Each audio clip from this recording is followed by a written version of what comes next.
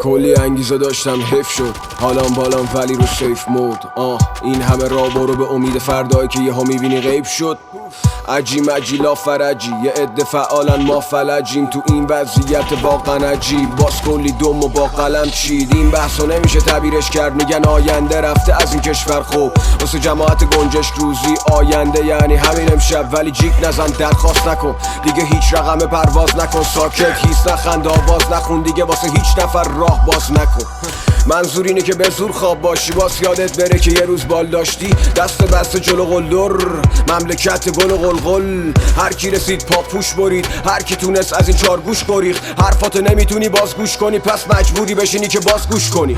لا جوونا صحبت وصیت و گریزونی من لغت نصیحت و محاسن روی صورت نصیرت و نشستیم روی گسل حقیقت. اونا که شبا تو ضیافتن از اون سر دنیا میگه بیوا وطن. با چند تا کلمه پی نیابتن فقط آدما هیزم سیاستن. با این که مغز درگیر کاره فکرم زیر تیره داره مقصد دیگه تیره تاره. ولی من میمونم میدونم میخوان از من چی بسازن. حتی تو فکرشون من نمیبازم بسا حالا روم شطرنجی بذارن. ولی من میمونم با این که مغز درگیر کاره فکرم زیر تیره داره مقصد دیگه تیره تاره.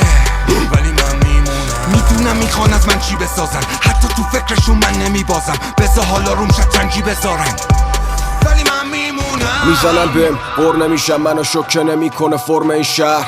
آدم ها مثل چاهین که هرچی حال بدی انگاری پر نمیشن. واسه من غریب نمای شهر انگار همه بازیگر نمایشن. روزا همه چی رو میبینم و بهش فکر میکنم توی تمام شب. حالا فاز بدگیر و کله بکو به باقی راهی جلو بله بگو. بلا بارون مرهم با قطره چکون دیگه راه چاره میشه خنده کن. سنجشمون گردش پول یعنی ارزش افتاده از چشمون. یکی فلسفه